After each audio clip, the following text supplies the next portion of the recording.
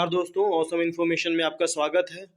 जैसा कि आप जान ही रहे हैं कि यूक्रेन और रसिया के बीच में जो अभी संघर्ष चल रहा है उसमें अभी आपने नाम सुना होगा वैक्यूम बॉम्ब का। तो आज हम जानेंगे कि ये वैक्यूम बॉम्ब क्या है और ये कैसे काम करता है और ये कितना ज़्यादा खतरनाक हो सकता है। तो चलिए हम शुरू करते हैं अपना डिस्कशन वैक्यूम बॉम्ब को। इसको हम थर्मोबारिक बॉम्ब भी कहते हैं और वैक्यूम बॉम्ब तो बहुत पॉपुलर नाम है ही। एक्चुअली में क्या होता है, मैं बहुत ही सिंपल शब्दों में आपको समझाना चाहूँगा। वैक्यूम बॉम्ब को एरोसोल बॉम्ब भी कहा जाता है या फ्यूल एयर एक्सप्लोजिव भी कहा जाता है।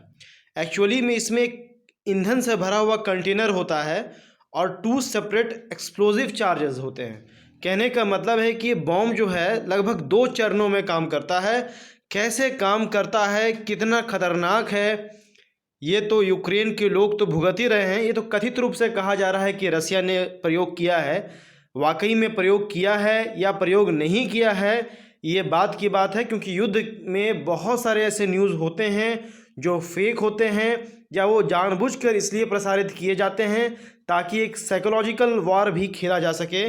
खैर, हम अपना डिस्कशन केवल वैक्यूम बॉम्ब कितना विनाशकारी है उसके बारे में हम चर्चा करेंगे। मैं आपको बता दूं कि इस वैक्यूम बॉम्ब को रॉकेट से लॉन्च किया जा सकता है। इसे लॉन्चिंग पैड यदि हैंड से यदि लॉन्च कर सकते हैं कोई सैनिक द्वारा, तब भी लॉन्च किया जा सकता है, और किसी एयरक्राफ्ट के द्वारा बॉम्ब के रूप में गिरा कर भी आप इसे लॉन्च कर सकते हैं। जब ये अपने टारगेट को हिट करता है तो ये 2 चरणों में काम करता है। जैसे यहाँ लिखा हुआ है, when it hits it target the first explosive charges open the container and widely scatters fuel mixtures as a cloud. लेकिन मुझे आपको विस्तार से समझाना है, तो चलिए हम इसे और अच्छी तरीके से चित्रों की मदद से समझते हैं। पहला इमेज देखिए आप एक बिल्डिंग देख रहे होंगे जिसके अंदर एक बंकर बना हुआ है, जो कि बंकर एक्चुअली में ग्राउंड से नीचे ही बनता है। ठीक है, ज़मीन के अंदर गड्ढा खोद करके बनता है, उसमें कुछ लोग छुपे हुए हैं।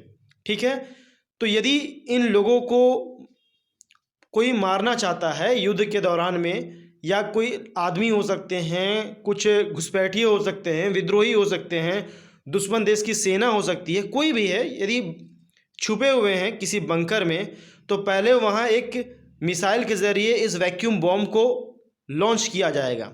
जैसे ही वो सरफेस को हिट करेगा, आप सेकंड में देखिए, वो एक तरह से जो उस रॉकेट के अंदर एक कंटेनर होता है, जैसे मैंने आपको बताया, उस कंटेनर में फ्यूल होता है, ईंधन होता है। तो सबसे पहले उसका पहले चरण में वो कंटेनर फट जाता है, और कंटेनर के फटने के साथ ही उसके अंदर जो बहुत सारे मेटल्स के, या जो भी कहिए, जो ईंधन होता है, वो बादल के रूप में फैल जाता है, यानी गैसेस रूप में आसपास फैल जाता है।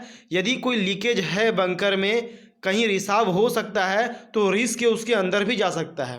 जैसा कि आप इमेज में देख रहे होंगे कि जो लोग बंकर में बिल्डिंग के नीचे में थे, वहाँ पर एक येलोइश रंग का क्लाउड जो है, सिर्फ इमेज में दिखलाने के लिए बनाया गया है, वो रिस्क के अंदर चला गया। और उसके बाद सेकंड पार्ट में क्या होता है कि ये जो ईंधन है ये इस तरह का होता है कि आस पास में जितनी भी ऑक्सीजन होता है ना, उसको सक कर लेता है, सोख लेता है, और इतना तेज एक्सप्लोजिव करता है, आप यकीन नहीं कर सकते हैं। जनरली तो आप जानते हैं कि जब बम फूटता है तो लोगों के चिथड़े उड़ जाते हैं, लेकिन वैक्यूम बॉम्ब इतना ज़्यादा विनाशकारी है, ये ट्रेडिशनल बॉम्ब की तरह नहीं है। ये अगर फटता है सभी ऑक्सीजन को सक कर कर, तो इंसान जिस जगह पे इसका इम्पैक्ट होता है इवापोरेट हो जाता है। समझ गए? इंसान ही समझ लीजिए आपको भाप बन के उड़ जाता है, इतना खतरनाक बॉम्ब है। इसलिए कहा जाता है कि जहाँ ये फटता है वहाँ ऑक्सीजन की कमी हो जाती है। चलिए इसको मैं थोड़ा सा और विस्तार से समझाता हूँ। आप जानते हैं किसी आग को जलने के लिए 2 चीज़ों की ज़रूरत होती है। पहले तो उस लेटेंट हीट को अचीव कर ले, जिससे कोई भी वस्तु जिसको जला रहे हैं वो आग पकड़ ले। दूसरा, ऑक्सीजन की सप्लाई। आपने जो फायर एक्सटिंग्विशर देखा होगा उसमें कार्बन डाइऑक्साइड होता है लिक्विड रूप में। जिस सतह पे आग लगती है, अगर हम वहाँ फायर एक्सटिंग्विशर से हम उसको क्या करते हैं ना, बुझाने की कोशिश करते हैं, तो सतह पर एक लेयर बना देता है जिससे कि ऑक्सीजन की सप्लाई कट जाती है और आग बुझ जाता है। तो जाहिर सी बात है इस बॉम्ब को एक्सप्लोड करने के लिए ऑक्सीजन की ज़रूरत पड़ती है। इसलिए इस बॉम्ब की खासियत ये है कि हर जगह से ऑक्सीजन को सक कर लेगा। और वैक्यूम का मतलब क्या है? वैक्यूम का मतलब है कि जिस जगह पर एयर भी ना हो उसी को तो बोलते हैं कि वैक्यूम क्रिएट हो गया। तो उस जगह पे एक तरह से वैक्यूम क्रिएट हो जाता है और इतनी खतरनाक ढंग से ये फटता है ना कि वहाँ जो भी व्यक्ति है वो तुरंत ही वेपोराइज हो जाएगा। इतना खतरनाक है, यानी चिथड़े भी नहीं मिलेंगे। और मैं आपको ये बात बता दूं, चूँकि फिर से मैं ये वैक्यूम बॉम्ब खतरनाक है, ट्रेडिशनल बॉम्ब से ज़्यादा है। इसको थर्मोबारिक बम भी कहा जाता है और एरोसोल बॉम्ब भी कहा जाता है। जैसा कि मैंने आपको पहले ही बताया कि ये दो पार्ट में फटता है। पहले तो इस बॉम्ब के अंदर जो कंटेनर होता है जिसमें ईंधन होता है, उस कंटेनर को फाड़ता है।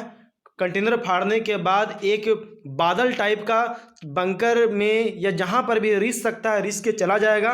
और सेकंड पार्ट में ये जो उस बादल को भी ट्रिगर कर देता है, उस क्लाउड को ट्रिगर कर देता है, जो आसपास से जितनी भी वायु है, ऑक्सीजन, उसको सक करके इतना भयानक विस्फोट करती है कि आसपास रहने वाले लोग बच नहीं पाते, वो तुरंत ही इवापोरेट हो जाते हैं।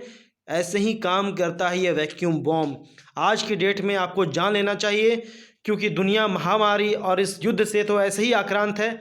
आगे ना चलकर क्या हो, ये जनरली उस बम का प्रयोग तब किया जाता है, जनरली जब बम कहीं गिराया जाता है तो बंकर में लोग छुप करके जान बचा लेते हैं। लेकिन इसकी खासियत क्या है कि ये रिस करके जो गैस है, अगर कहीं पर भी रिसाव हो सकता है तो वहाँ जाकर भी एक्सप्लोड कर देगा, ऑक्सीजन को सक कर कर, और बचने की गुंजाइश एकदम ख़त्म होगी।